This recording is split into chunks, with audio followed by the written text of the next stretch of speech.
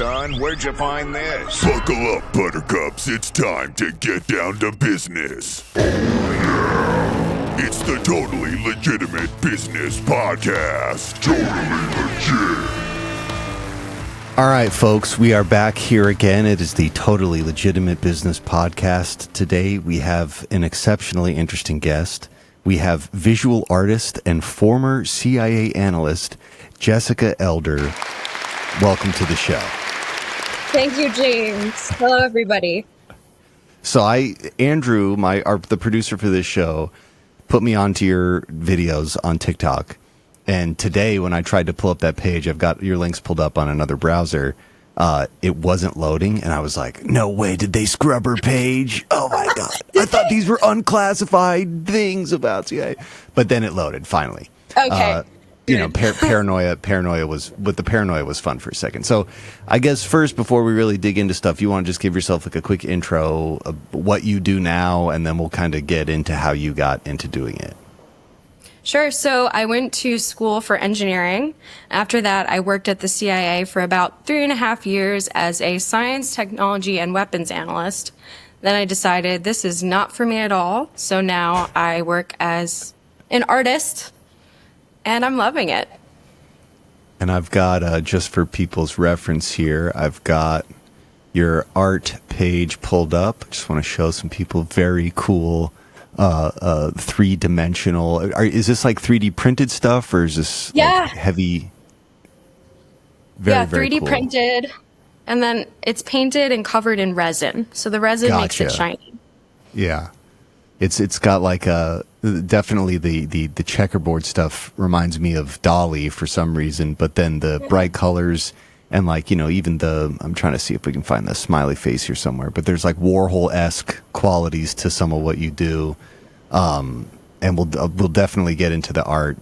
But first, I have to ask you about the CIA stuff. So was that like a career track you were thinking of as you were going to school for engineering? Was like the whole idea to get involved in like military or intelligence somehow? So originally I started my undergrad. My undergrad was in mechanical engineering, and I started because I knew I liked engineering, but I didn't really know exactly what I wanted to do. And mechanical engineering is the most broad. So I figured, I'll figure it out in a few years what sounds good for me. But then junior year was rolling around, and I still didn't really know what I wanted to do in mechanical engineering exactly. And I have a very big ego, so I was like, why don't I just do something really cool? If nothing is sticking out to me, like personality-wise, might as well do something that's going to be a really cool life experience. So just on a whim, I went for the CIA. And what was like the application process? And I've looked at both FBI and CIA's application processes, and they don't really seem too intense. But, for analysts, like it's a pretty straightforward process. What was your experience applying for that, going through all like the security background checks and stuff? So I originally applied as an intern, and I eventually got the internship. But the first time I went around, I got rejected. And then I was like, what? Then I realized how much I wanted it because they rejected me. So the second time around, I actually did end up getting it. And the first step is pretty straightforward. You send in an application with, your resume, maybe some writing samples, I think. And as you slowly go along, it gets more and more intense. Like if you pass the first round, also this was maybe like 5 years ago at this point, so I could be getting some of it wrong. But if you get past the first stage, then they send you like a personality test. And then from there, it gets a little more wonky as you go along. So I think one of the things I liked about the Unclassified Facts about the CIA videos that you did was like it gives an insight. I think people immediately think when they hear CIA or even FBI that everyone in there is like doing spy shit all the time. They're walking around and everything is secretive, and to some extent it is, but there's also like mundane office life that occurs because it's an office like any other government office all across the country. So I'd be interested if you could kind of just talk about like what your preconceived notions of it being, and then actually being there, and then kind of talk about some of the unclassified facts that you've talked about in your videos. Yes, that was the exact goal of these TikTok videos, was to show that it's, of course, there are weird things about working there, but 95% is just like any other office building. There is definitely a stereotype in the US that the CIA is full of really cool people, but in actuality, to work for the CIA, you have to be extremely nerdy, you have to be very smart, can't do drugs, definitely a rule follower. So that stereotype isn't really shown in media. But it depends a lot. When you're an analyst, it depends a lot on what team you're put on. But for me personally, when I joined, I was put on an extremely slow team. So that was one of my main frustrations with working there, is that the pace of work was so much slower than I wanted. And a lot of the day I was just spending just staring at a computer screen, and it was really boring. Was that like one of the main reasons that you were like, I need to get out of here immediately? I mean, obviously not without getting into any specifics, was there a moment where you're like, all right, I'm done. I cannot do this like I thought I could? It wasn't a moment. It took a really long time to come to terms with, like, yeah, I need to quit, because it takes such a long time, and I had put so much effort into getting into the CIA. Like, the whole process took over a year. Sure. And I had, chosen to go to grad school and chosen my grad degree because of wanting to go to the CIA. So when I got there, it was never a great fit, but it took maybe like 2 years for me to really figure out that it just wasn't a good culture fit. And it was a mixture of reasons. One being it was boring. The other, just different things. It's very bureaucratic, as you'd imagine. Yeah, it's like the epicenter of bureaucracy almost. I mean, definitely for intelligence. I could imagine that being a very stale, stiff, and rigid, if we're comparing it to even other, I mean, that's one of the biggest things that I struggled with, like navigating my professional career, was being in places where I could go for the stale, expected, predictable experience, but then that's what you get. You get a stale, expected, predictable experience. A lot of my other time was spent like doing live events, which is the complete opposite. It's chaos. Everyone is doing drugs at all times. And it's just, there's a fun energy there, but it's like physically demanding. There is no consistent paycheck. There's definitely no health insurance or other benefits. So I could imagine that at that place. Now, were you in like Langley in the building, or were you in some other substation? I was in the building, the headquarters. Damn. It was really cool. Yeah, it was pretty awesome. They do a really good job with making it look really great, with just like the landscaping and just the whole vibe. That part with what you see on movies is true. Headquarters is very beautiful. Yeah.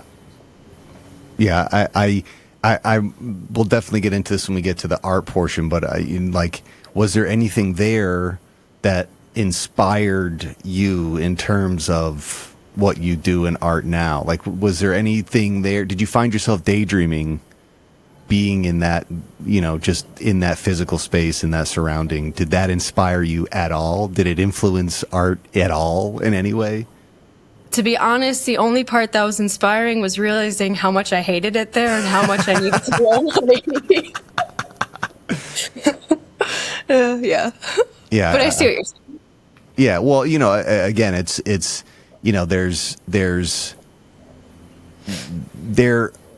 I have a complex relationship with government, and definitely the institutions that people give a lot of prestige, when you understand just as a human that humans are humans and they make mistakes. And especially once you get into institutions like that, there is like this idea that we can never do no wrong. And I personally hate that. I hate the lack of accountability on behalf of our government, of any government, to not just own up and say, hey, we made a mistake. Hey, we did this wrong, and here's how we're going to rectify what we did that was wrong. But, you know, there's also a piece of me that loves, I live in New York. I love going to government buildings. It's some of the most beautiful architecture. It's some of the most like awe-inspiring construction, just considering when it was constructed, the fact that it's been here for 150 years, you know, it's remained unchanged. Langley's obviously not that old, but yeah, you know. That was definitely one of the things I really didn't like about the agency, was that they definitely want to push a very specific narrative. My boyfriend, whom I met at the agency, we used to work together, always jokes that if people think the propaganda that the CIA is giving to society is bad, imagine how bad it is that they give to the internal people that work there. Yeah. They really, like you mentioned, they make a lot of mistakes throughout history. We've all heard about them, but when you're there inside, they don't really talk about any of it, and I think they should.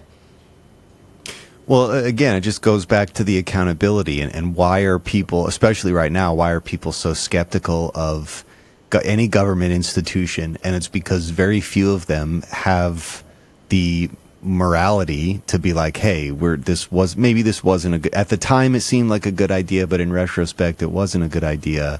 And I could imagine the propaganda inside that building must be at an all-time high. I mean, really, again, in any government building, they're going to view things as if they can never do no wrong. They're going to protect the reputation of the institution, and it's like the reputation of the institution becomes more important than, you know, the quality of work that's being performed in that institution. I don't know. Yeah.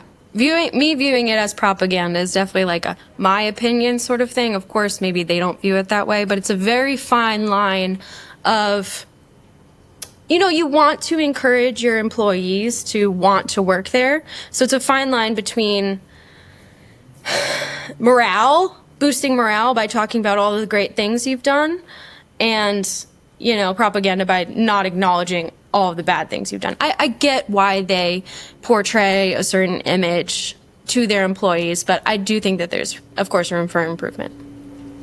Yeah, definitely. And I'm sure at some level there has to be some kind of critical analysis. Like after you do a thing, you have to look at it objectively and be like, here's what we did good, here's what we did bad. But then at some point that needs to be shared beyond just the walls of that place or the specific group within that building that's doing that thing. Did people treat you differently? Like, and as an analyst, obviously in some roles you can't necessarily go around saying you work for the CIA, but as an analyst, was that acceptable? Like, people knew that you were an analyst for the CIA? You could talk about the fact that you were there doing that work, was it like you had a complete cover story and it was you were an accountant somewhere? I was overt, so I was not undercover. However, that's a huge part of the way that the agency wants to, in my opinion, this is a huge part of the way that the agency wants to maintain an elite image, is by having even their overt employees sort of act like they can't talk about it, even though they very much can. But it's very much a culture thing that if you're an overt analyst, if somebody asks you where you work, you just have to skirt around it and say government and kind of be weird about it. Yeah, sure. And in my opinion, that is less so about national security. No, I'll give them credit. It's partially for national security, obvious reasons. Sure. You know, you don't want people knowing that you work for the CIA. But a non-negligible amount of it is to help them maintain this elite, mysterious image that I think they quite like having. Oh, for sure, yeah. It's super cool. You know, it's super cool. Super cool. I mean, that's how they got me to work there. Yeah, no, I mean, they're, and I would venture to say most people that find their way to work for that place, to a lesser extent the FBI, but in the same way, like there's that cool, like upper echelon, we're doing the top of the top work here that really draws people in. Mm-hmm. Definitely.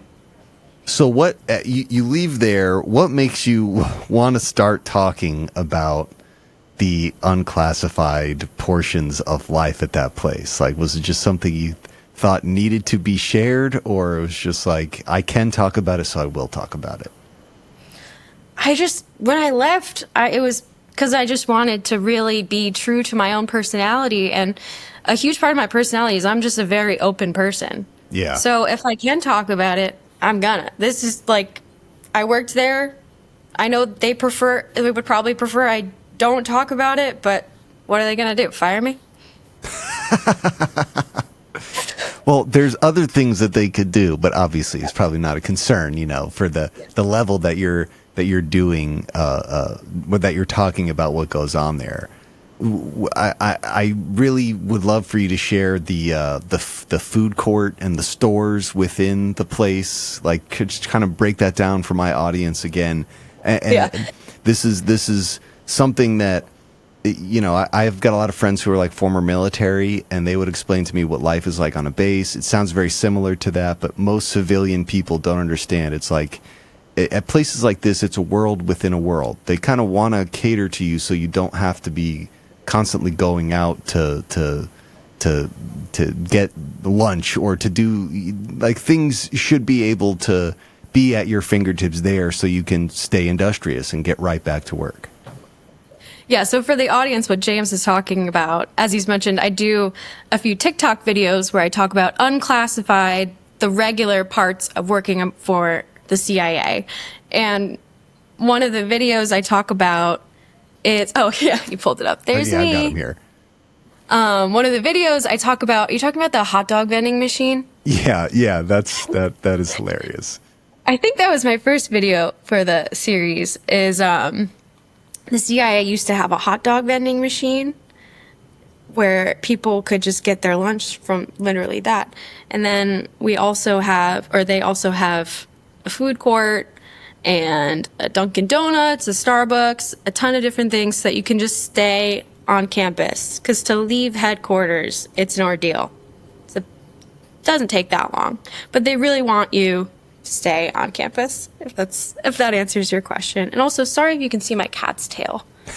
I figured that was an animal, but that's hilarious. She's a diva. She just wants to be on the show too, Can you blame her? I know, you really can't. She's a star. Just look at the star quality. All right, bye, Tofu. And so, again, like, another one of the things there is, like, the people working at these places. I guess it would be like the similar scenario to, like, somebody working at a restaurant or a store in an airport. They have to go through some level of security. They have to be at some level approved to be there. But how do they restrict and maintain, the folks that are not doing CIA work but are there serving the CIA? That's a good point with the good analogy with the airport workers. To be honest, I'm not exactly sure what process that type of worker goes through. I'd imagine they're contractors of sorts. Like, maybe for the lunchroom, maybe they're just Sodexo employees. Sure. Not possible. Yeah, that would make sense. And again, kind of the same thing with, like, military bases and stuff. I know a lot of, like, they'll have, even at the most heavily guarded and super secret facilities, they have, Cisco trucks roll up. Maybe they might even be like low-level Raytheon, contracted through another company. That actually kind of makes more sense.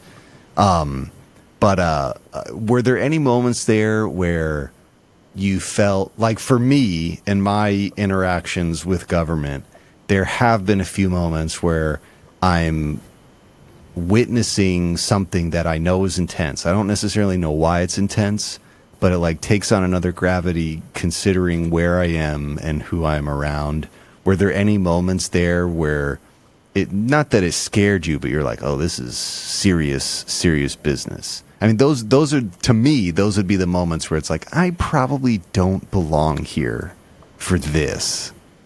Yeah, there's two moments that are definitely coming to mind. I'll start with a more serious one and then end with a sillier one. The more serious one, and I actually thought about I think I might do a TikTok video about this. So in the headquarters grounds, it's a pretty big plot of land, and to the side they have a mile-long running trail for employees to use. And it's right next to the entrance, right before anybody goes through security. And there's one day where I was running on the trail, and when I got to the start of when I looped back around to the start of the trail, there was security there sort of ushering me off the trail to like leave. And I asked them what was going on, and I'm actually surprised that they told me. They were like, "Oh, we just received a bomb threat, so we don't know how serious it is, so you have to leave." And they said it so flippantly, so I wonder if they get sort of crazies a lot. Sure, yeah. And, I just went to my car and drove home. And like, what do you do in a moment like that? Like, you don't call your mom because then your mom's worried for you. And nothing happened, of course. It was just some wackadoodle person that probably didn't even have anything in their car. Definitely, yeah. That was a moment where I was like, I don't really like this. Like, to be honest, I don't really care about national security that much. So why am I risking my life for this? Or what felt like risking my life. And then another cooler moment was I was traveling for work, and I had to, I was at a location, and there was a person my age, like I think at the time I was maybe like 24, 25. So young guy. And he was one of the finance guys.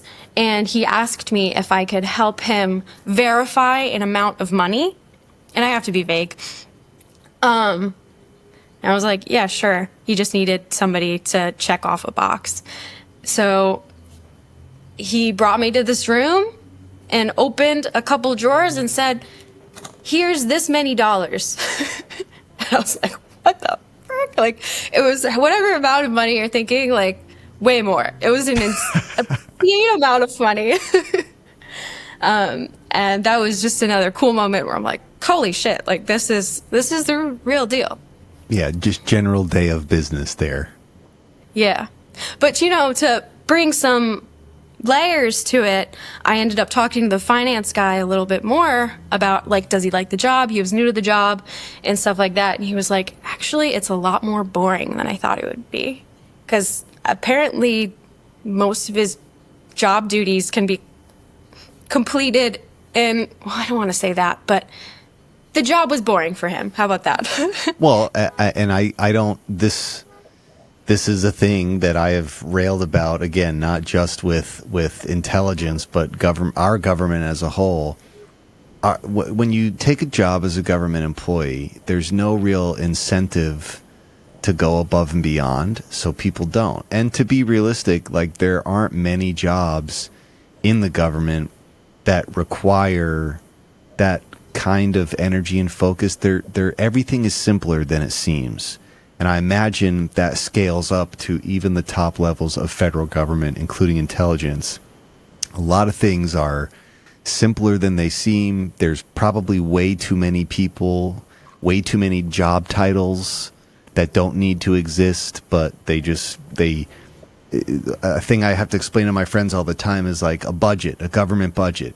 At the end of the year, when people are asking to verify how much they spent, they want to make sure that they at least spent what they spent the year before, or they spent more, so they can justify a budget increase.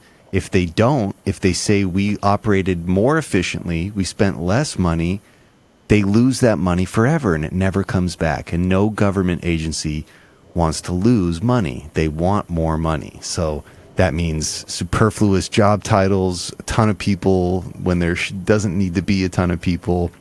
And then, of course, the overarching, like, government employee stereotype where it's like there's no incentive for me to go above and beyond. My job isn't on the stake like somebody who works at a private corporation that can fire me and hire someone for cheaper, who's like profit is the main goal. So I that would not shock me at all. In terms, you said this guy was young. In terms of like the workforce there, is it like a pretty even dispersal of age groups, or is it like obviously certain titles you're going to have some kind of experience before you get them, or is there like an actual fresh the young skin coming in there to bring a newer, fresher mentality to every level. So for my optics, it seemed like there were definitely a lot of people from the 9/11 era. So people maybe about 40 years old who were looking for new jobs around the 9/11 time. So Sure. that makes a lot of sense. There were definitely a good amount from every age group. That's one thing I really liked about working for the Directorate of Analysis, was that they did have good diversity in certain aspects. Sure. So I studied engineering. I had a few internships with more stereotypical engineering jobs without the CIA. And I noticed, of course, it's a lot more men than women. And one thing I really liked about working for the CIA is that in the directorate I was working for, it was a very even spread of men and women. It was about 50-50. The ages, it wasn't a perfect spread, but I thought it was okay. One aspect they do a really horrible job with, in my opinion, is different nationalities. It's pretty much all Americans, which is for obvious reasons. Yeah. But I remember right before I started working for the agency, I went to grad school at Berkeley, which is extremely diverse. So it was sort of a culture shock going from Berkeley to the agency, where it's all waspy Americans. Real waspy, I'm sure. Now, you briefly touched on the directorates, and you pretty sure in one of the videos you kind of compared them to Hogwarts houses, which I found to be a really good comparison. Could you kind of break that down for listeners so that they understand that the different tracks of careers that you could be pursuing within the CIA? Sure. So much like any organization you work for, you'll have maybe your HR people and more your typical office people. The CIA has pretty much the same thing. They have 5 directorates, I want to say. Is that what I said in the video? I think so, the Directorate of Analysis, which are analysts like myself. There's Directorate of Science and Technology, Operations, Digital Innovation, and Support. And each of those directorates definitely has a stereotype that they have. And when you're recruited or when you apply to the agency, they put you in a directorate. And once you're in that directorate, it's really hard to leave. They want you to stay in that career path for the entire time you're at the agency. So it's really hard to switch from analysis to science and technology or whatever. So Directorate of Analysis, they are, I believe I said they were Ravenclaw. They're sort of the nerds. They're the Harvards of the agency. They basically just sit down and write papers all day that they then give to different people in the NSC or whoever on the Hill. And the people in the movies, air quotes, besides Jack Ryan, because he was an analyst, I think. I've never seen the movies. Yeah, I'm pretty sure he started because he didn't want to be in operations, and then they kind of forced him into operations. Right. If I understand the lore correctly. I don't know. I haven't seen the movie, but that's what it sounds like. Yes, the stereotypical movie spy is the Directorate of Operations. They think they're Gryffindor, but really they're Slytherin. They're the only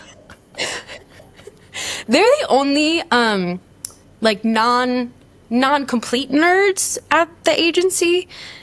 I personally found a lot of people in the Directorate of Operations to be a little smarmy. A lot of them are recruited basically to convince foreigners to spill the foreigners' state secrets. So the Directorate of Operations people have to be very charming and conniving and that sort of person. Ambitious, yeah. Yeah, socially ambitious, very much so. So there was definitely a stereotype there. When you're talking to a Director of Operations person and you notice that they were trying to push you in a certain direction, people would often say, like, don't ops me. Like, that wasn't quite it. It was something like, don't ops me. Like, I'm not your asset. Don't treat me like that. And then besides that, one of the main Hogwarts houses was the director of support, which was very much Hufflepuff. Those are HR. Because even the CIA needs HR people. Well, of course, yeah. Yeah. Yeah, it does bring me some level of peace that there is, there are young folks. Every organization needs fresh blood, especially an organization like that. But it does not surprise me at all that it kind of pigeonholes into I imagine in some ways it's kind of like high school or college in like the general sense. You have the AV kids, you have the sports kids, you have the theater kids. Everyone kind of it's probably a part of the entry process. Like they really are looking for what house you're going to fit in. That's the hat ritual, And at the agency, it's very common to spend a lot of time just walking around, talking to your coworkers, and you can definitely tell who's walking around, or sitting in the cafeteria. Like, if you see a bunch of people dressed a certain way that all look like they went to, I don't know, I guess you could say Harvard, then you're like, okay, there's all the ops people. That is hilarious. That is hilarious. I do remember you talking about, and I think this kind of ties into it in the fresh blood, there being like a meme page, like a website, the meme website. Could you explain that a bit? I thought that was hilarious. So when you work for the agency, because of the huge national security implications, you don't really have easy access to the internet. You don't bring your phone in. Which is an unclassified fact. Everything I'm saying today is unclassified. So it can get quite boring there. You can't scroll, you can't take a scroll break. So what a lot of people do is build these internal websites to sort of just kill time and just sort of boost team morale. And the most popular one at the agency, and I believe amongst all of the intelligence community, like FBI and NSA, is this page called Spicy Memes. And Spicy Memes is a collection of meme templates. So imagine the Spider-Man meme where they're all pointing at each other. That would be on Spicy Memes page. And basically people, everybody knows about this. Everybody will take a meme and add in their own version. Like, if Director Burns says something crazy, then you make it into a meme and you send it to all of your coworkers and everybody has a great laugh. However, what frequently happens with spicy memes is that some really stuffy person who is unnamed will take the page down. I actually don't know who takes it down. Sure, but somebody... They're stuffy, for sure, yeah. Somebody takes the page down because it's not work-related enough. It's a distraction, which, to be fair, it is. Yeah. And word will always circulate every few months that Spicy Memes was taken down, and everybody's always really sad about it because it's quite beloved. But lo and behold, the next week or so, a new Spicy Memes page will emerge. And everybody will just repeat the cycle. They'll recirculate the URL. Everybody will use it. And the cycle repeats. It's probably repeated 100 times. That might not be true. I'd say that there have been at least 20 different Spicy Memes pages. And you can quote me on. Is hilarious. And there's an element of me that wants to think if they really wanted to shut that down forever, it shouldn't be that hard. They could easily manage the network that well, in that place of all places. But then there's the piece of me that's maybe that's part of the experiment. Maybe that's part of the fun is oh, they took it down. I'm going to get it back up. I'll show them if they think they're good. I'm better. That's a really good point. I never thought about it. Is there a psychological component to that where it's just a cat and mouse game within a game? You know, it's a thing that you guys do at the office for people to use their skills to bypass network, you know, restrictions or, you know, I don't know. I can't help but think that wouldn't be a part I'm of it. going to guess that it's actually that everybody loves spicy memes, but some people just have to do the job that they're told, and maybe Sure, their yeah. job is to take down spicy memes. What a horrible job. Yeah, I know. You're just like the total mood killer at the place of mood killing, but you know, whatever. Everyone has their role. I just love that that's a thing in culture there. I'm also interested, were like pranks, office pranks, even at low level, was that a thing, or was it too stuffy to even get to the point where people are making the key on the keyboard do a kitty meow on somebody's computer or something? Let me think. There were definitely Because I imagine there'd be somebody there who's like, I'm going to play a prank, even if it's like, you know, an innocuous, no one's getting hurt. It's not like an offensive thing. It's just like, I'm going to play a prank on somebody. Put these skills to use. There definitely was fun stuff like that. I can't think of anything off the top of my head, except for one really stupid prank that I did one time. And there was like, this is so stupid, but I'm just going to say it anyways. There was like a blueberry in the water fountain one day. Like, I guess somebody was just cleaning out their smoothie cup or whatever. And for some reason, a blueberry was in the water fountain. So I put a sign up that said, "Days with blueberry in the water fountain." 1. The next day, I changed it to 2. And then the next day, it was gone. I guess cleaning thought I was being passive aggressive. Really, Maybe, I was yeah. just bored. Just having So fun. I changed it to "Days with mini cucumber in the water fountain." 1. And my plan was to make the fruit or vegetables a little bit bigger each day. I don't think I did it for very long, though. I think it just got to mini cucumber day 2. You got to make the fun where you can. That's for sure. Yes. That was definitely a lot of my job personally, was finding ways to entertain myself. Well, I imagine it would be. And again, like from the people that I know that served in the military, that was for sure.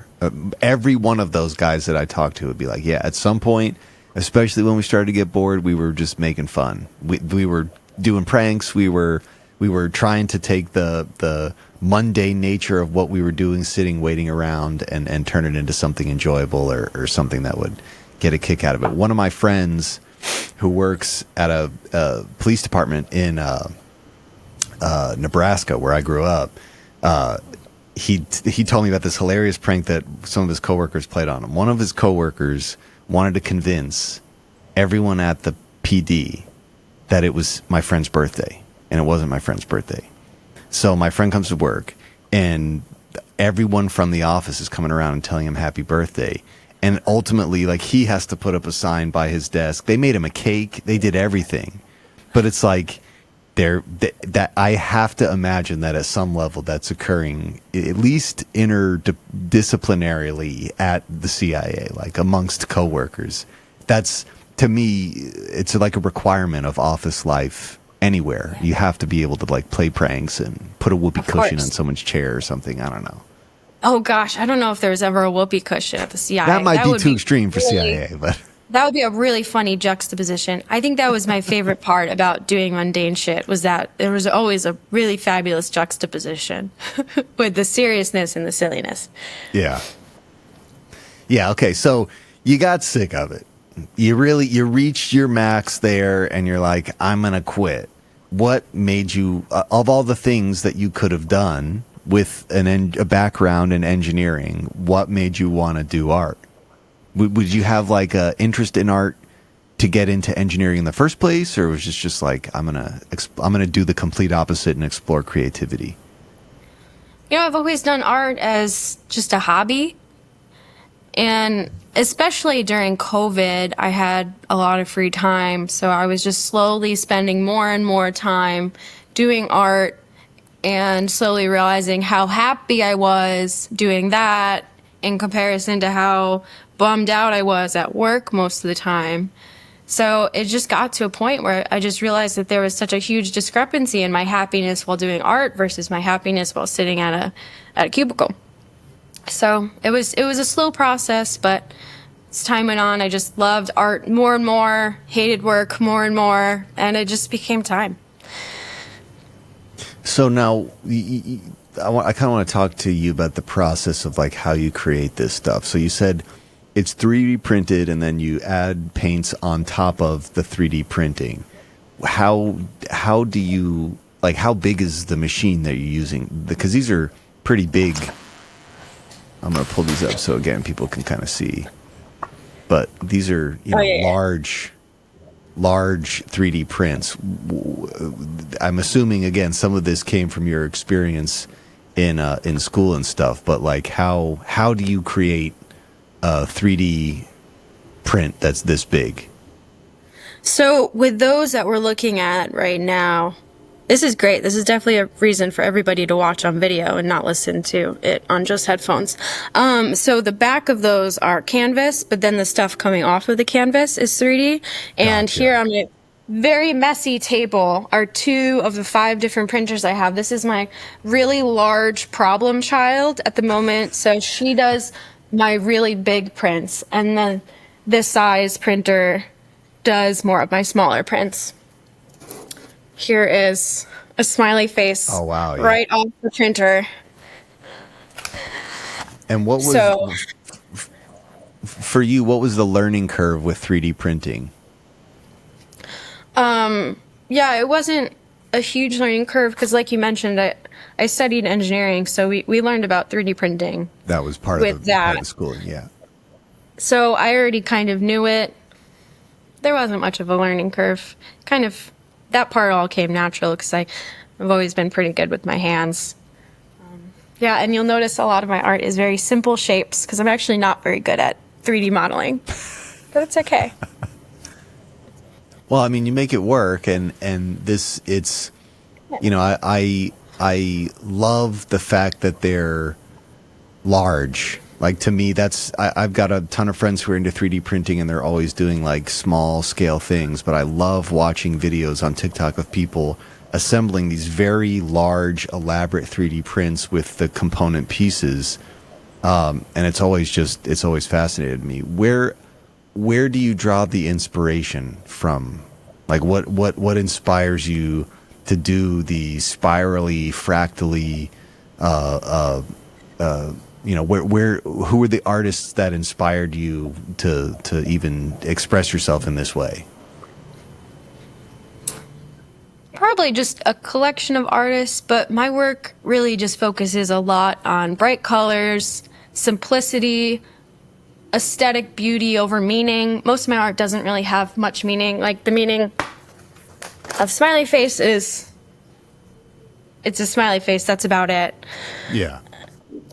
I just like focusing on texture and color. I do get a lot of my inspiration just scrolling through Pinterest. Pretty much 99% of my Instagram algorithm is artists, so looking through that. Yeah. I do really like Andy Warhol. Yeah, that is like an obvious. That's for sure.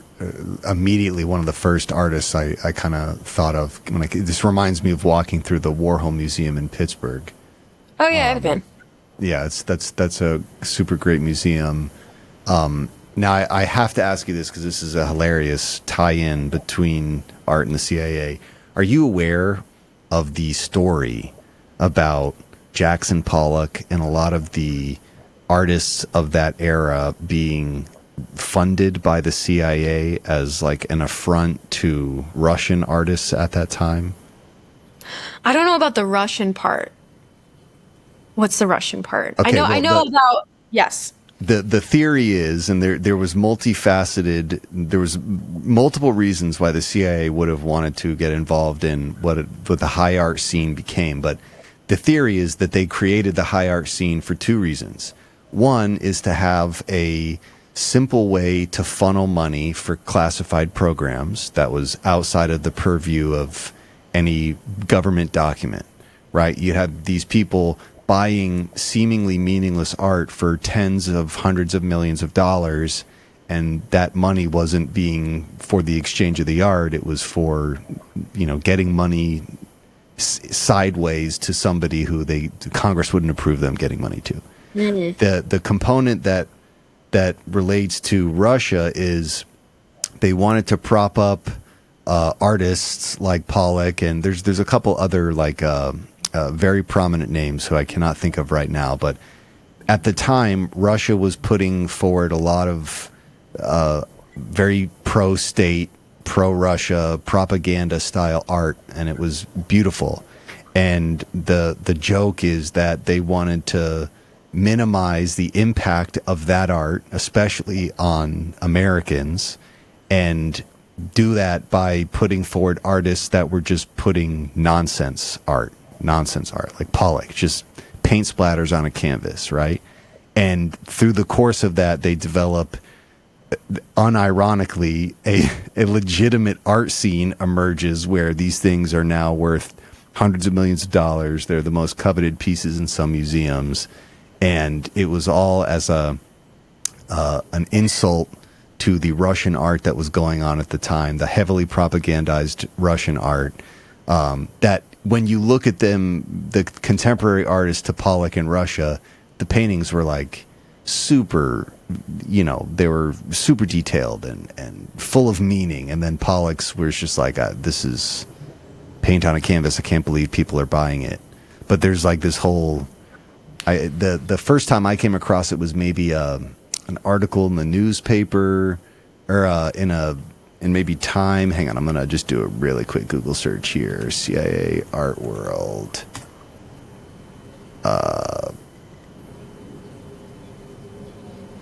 Yeah, there's tons of documentation on this. BBC. Well,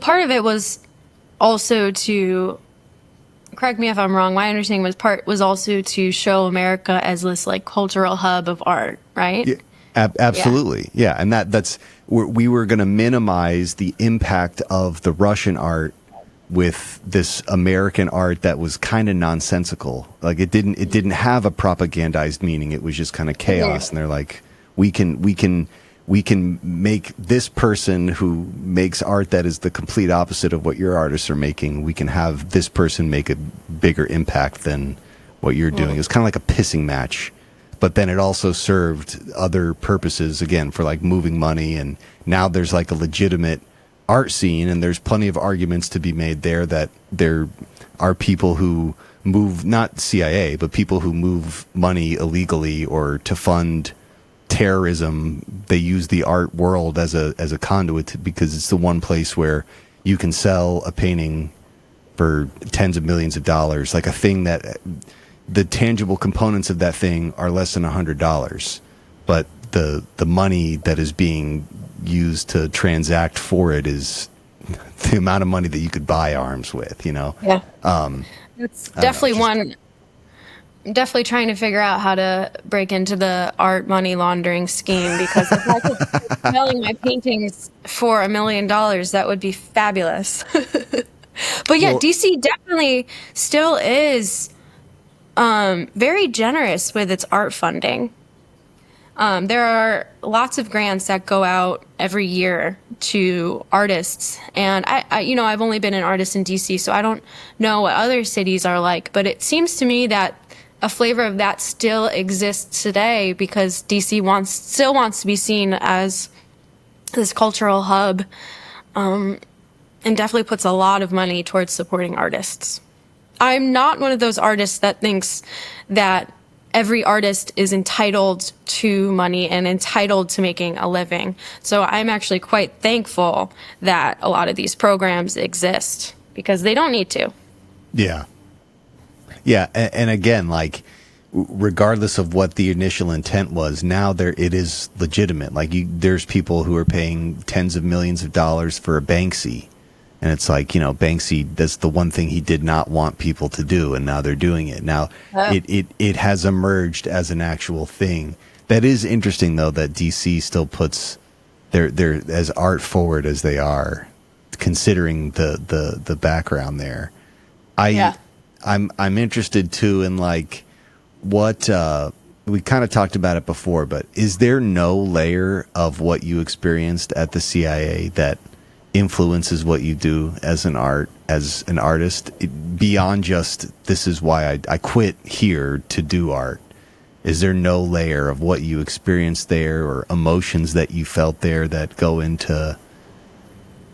Occasionally I'll do a piece that is in part inspired by my time at the agency, but it's all loose. So for example, the smiley face series that I'm doing now, that in a way is inspired by how unhappy I was working at the agency, because now I truly am much happier now. My bank account, not so much, but me, much happier.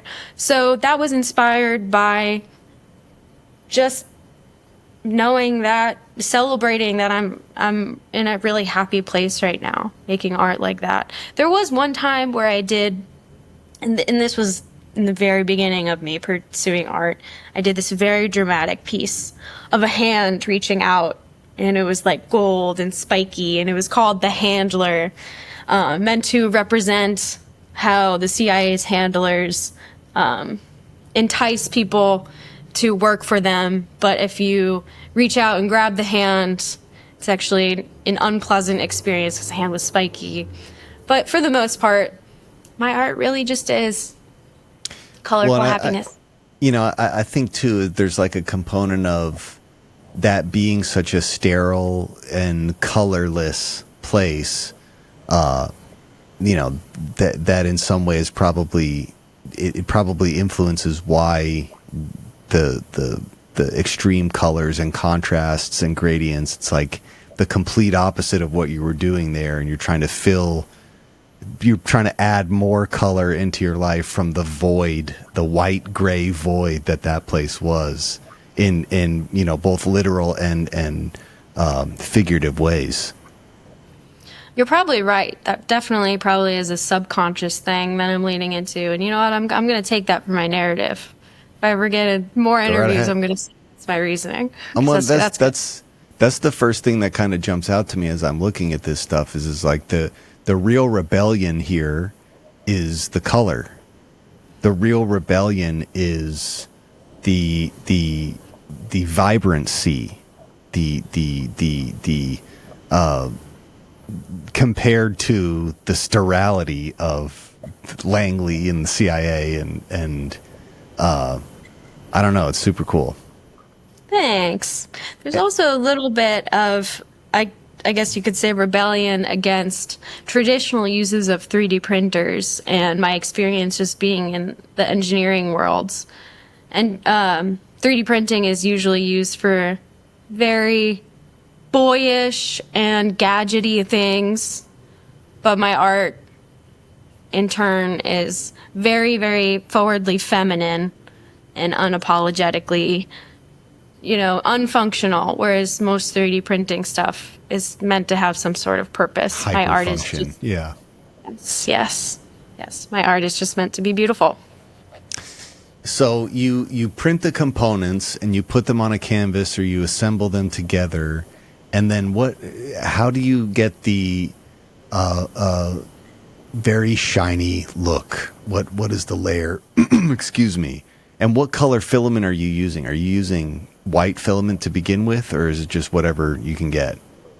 I always use white because I end up painting them, and I could use colored filament. A lot of people ask if I've ever thought about using colored filament, but I'm very particular about what colors I use, and there's usually just not that much specificity in the color filament that you can get. It'll usually just be green, blue, whereas I want a slightly cool green with some vibrancy. So I always start with white filament, and then I paint it with acrylic paint.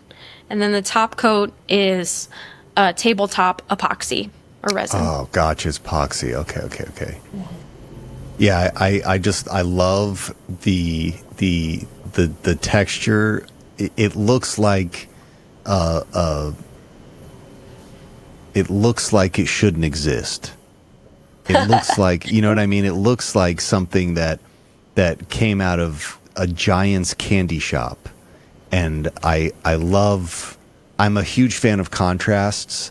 I'm a huge fan of using black against white, super vibrant color against white. And I love how big they are. I don't, I'm kind of the same way. We were kind of talking about it before, but I love that people do figures and little gadget things with 3D printing. But from my understanding of 3D printing, it was, how can you make something that you couldn't, that would require some serious industrial process from your house? Like it's not about making a figurine that'll fit on your desktop. It's about using this, 2 foot by 3 foot 3D printer to make something much larger than a 2 foot by 3 foot 3D printer. And I don't know. I love it.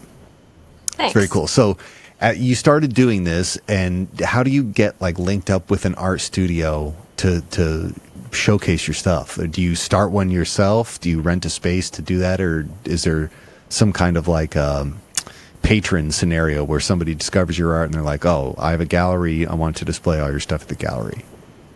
Give me any of those things. The way I started was just by renting a space in DC. It seemed to be, the space I used seemed to be a lower merit of entry, which was great for me because I was new. It was more expensive, but, I piled away a lot of money from working at the agency, so I was able to just, invest in myself. So I started just renting a space and building my portfolio.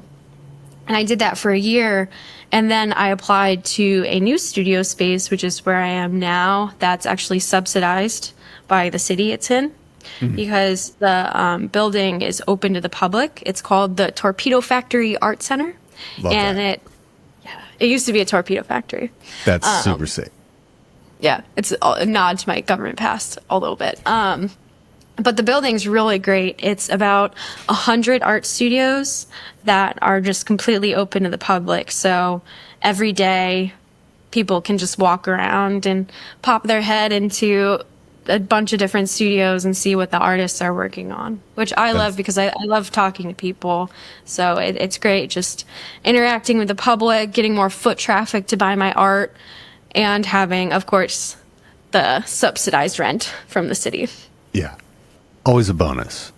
Yeah. One of my favorite sculptures is actually Kryptos, which is outside of Langley, and I'm wondering if let me look it up. This is an epic piece of art in the sense that it's a cool art installation, but it's also a cryptogram. Like, there is an encrypted message in this piece of art that nobody, including all the people at Langley, have been able to crack. I know what you're talking about. It's in, I believe what you're talking about is actually in the, at headquarters. Yeah, it is. Is this, I guess, in the rotunda in the center of the building? Yes. I've never been there, so I wouldn't know. But it's always been one of my favorite pieces of art, just because of its art and its function, its design and its function. But I'm wondering if I'm sure that there are other kind of epic pieces of art, like there are in any government building. Were there any cool other art installations or sculptures there that were interesting, like a shining light of creativity and the sterile environment? There are a handful there for sure, especially at headquarters, which is such an iconically CIA building. There is a big brass head sculpture of H.W. Bush.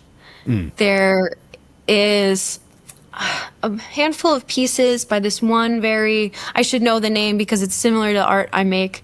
It's one very geometric artist.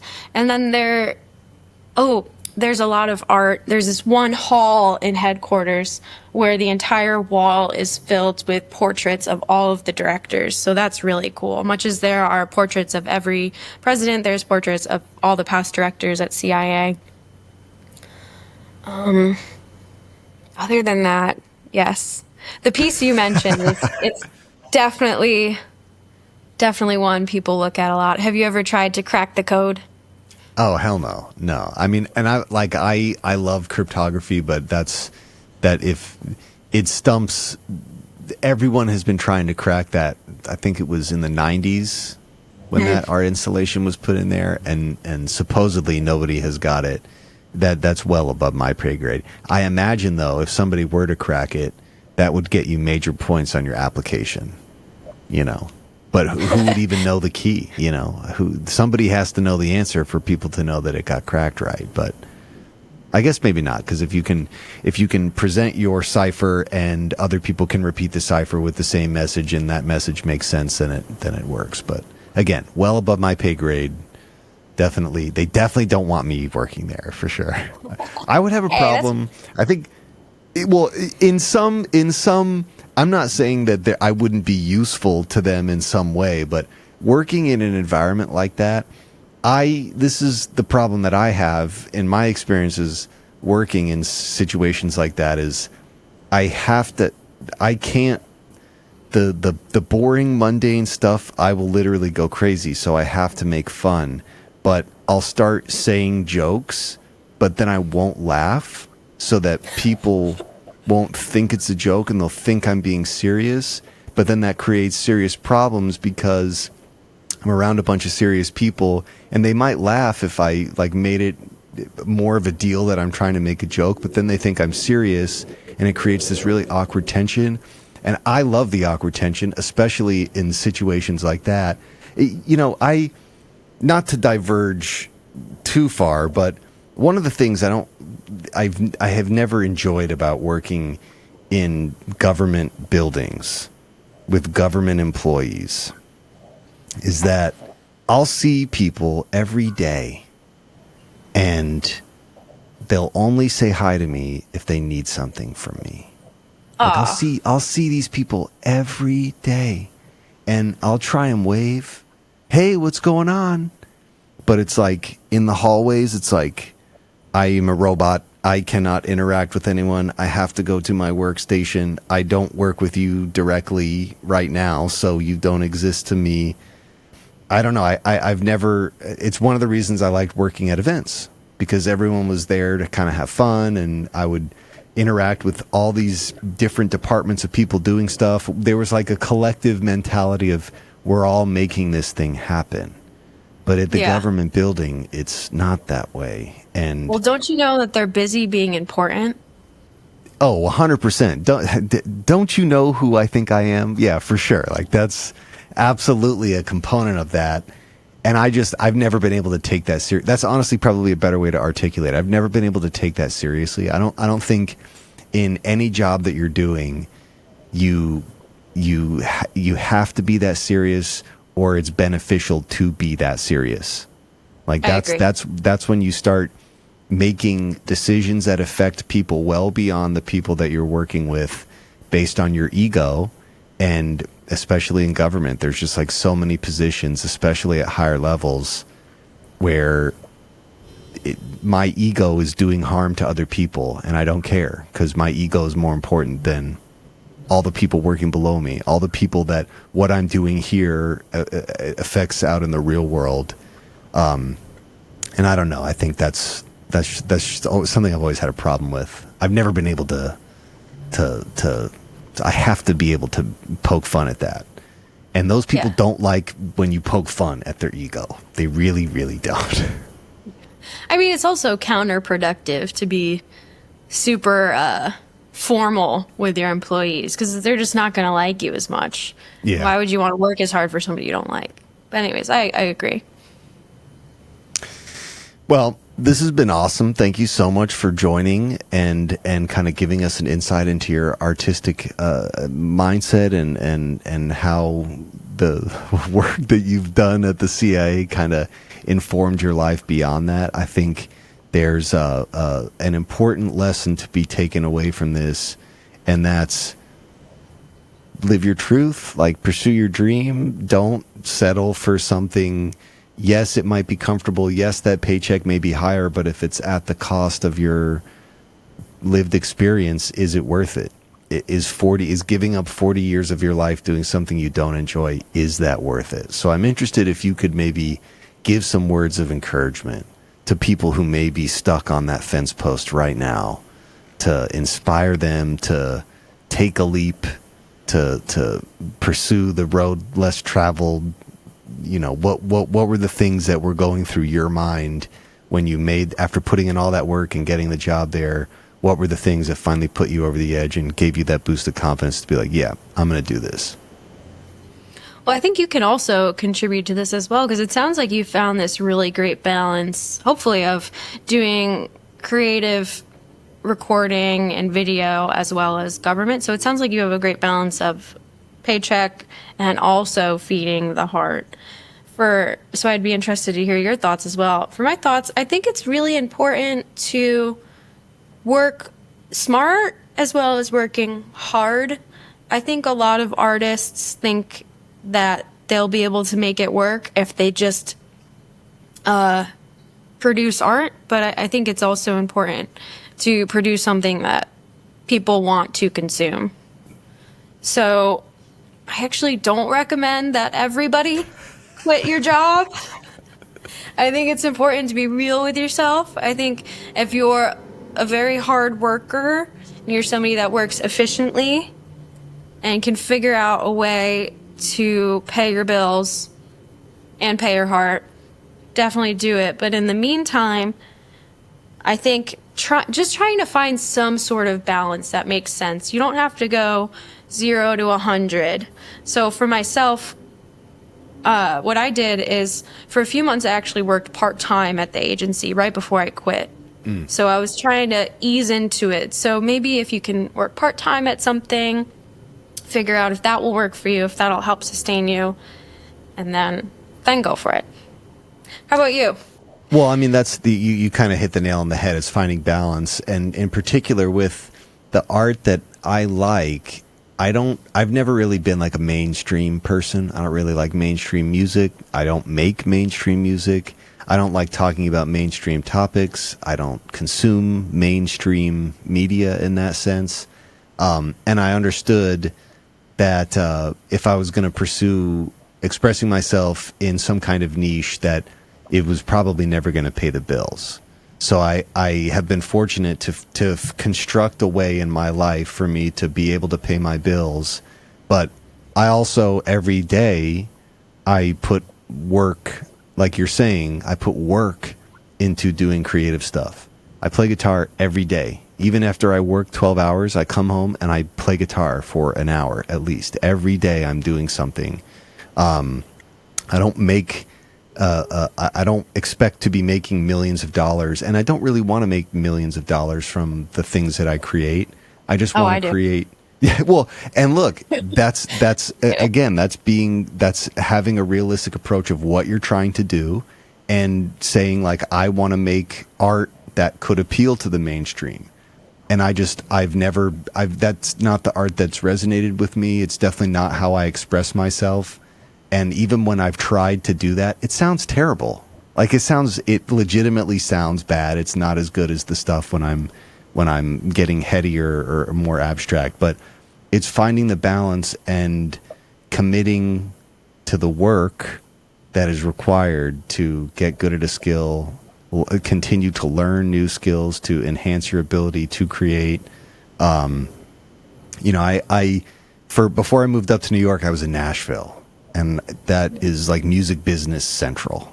That's where all the records are recorded. It's where all the rights managements, companies are, tons of music attorneys. Basically, everyone there is doing something music business related. And when I would interact with that space, I realized how much I hated the music business, the business side of it, and the people that made the business side of it be as hateable as it is. So that was kind of like the main reason where I was like, let me find a job where I can pay my bills and I can get health insurance, but then I don't have to be beholden. The idea of me working at a studio, creating country music that I hate, that to me is scarier than working a mundane job that allows me the freedom to like do the things that I really enjoy doing. And to be honest with you, I'll take a corporate government ego over a music business ego any day.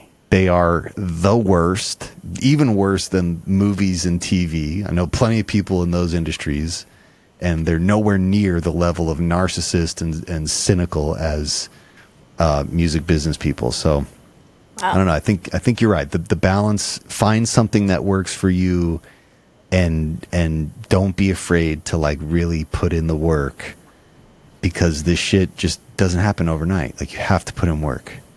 And like, nobody's special, you know? Even if you're a really great painter or a really great whatever, every creative field's very saturated. So you have to figure out how you're going to stand out, if you want to stand out, why people should consume your product over others.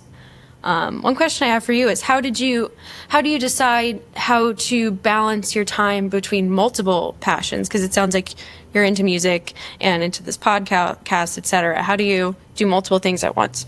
It's consistency.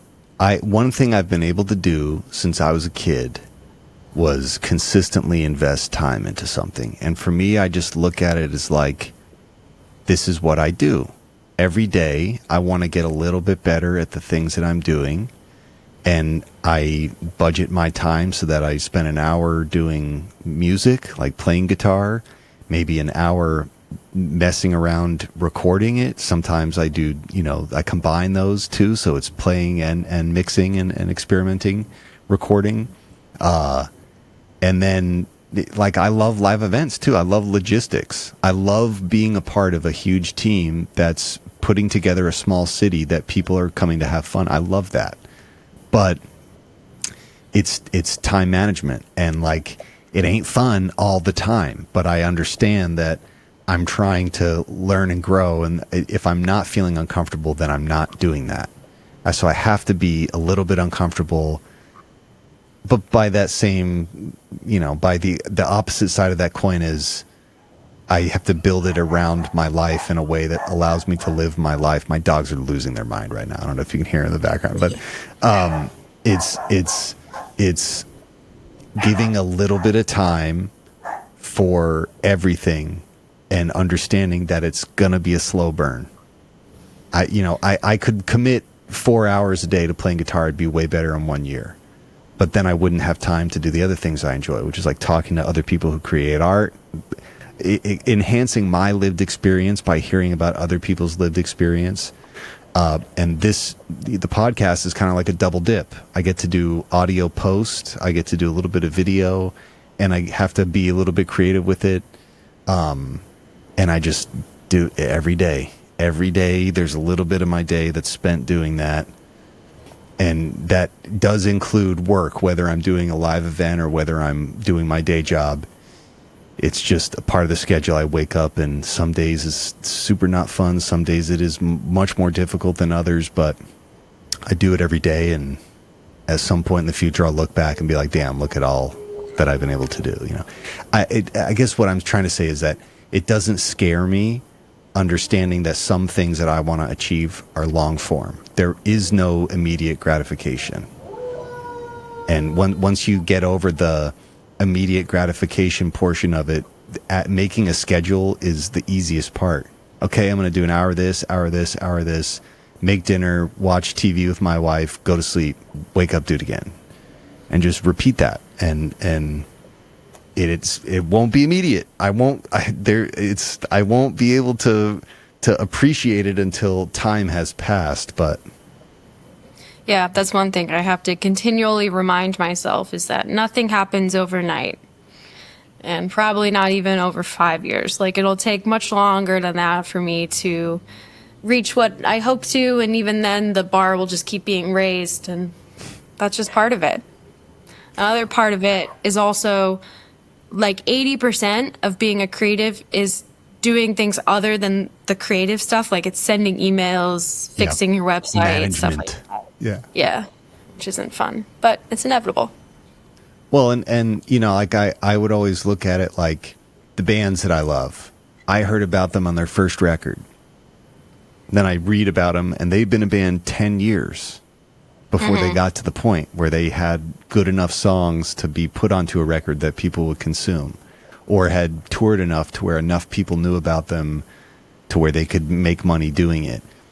Especially with creative stuff, we've gotten so confused by social media that everything's blow up, everything is viral, and it's not that way.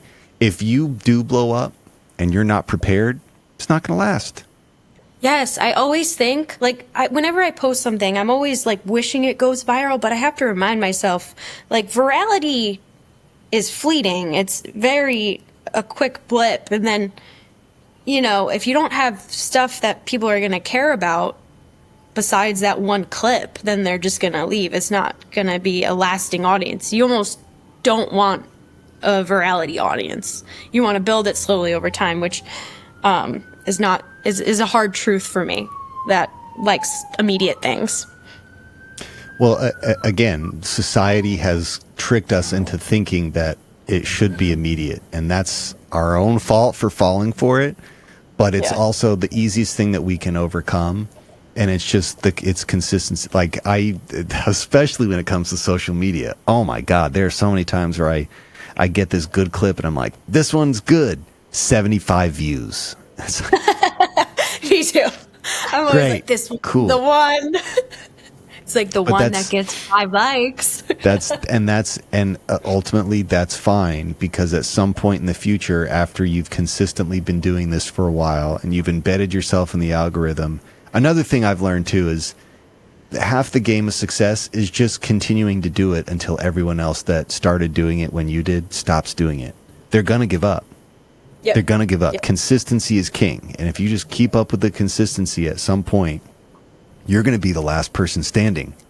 And when somebody comes to your page, the more shit that is there, the better. The more stuff that they have to consume of yours, the better.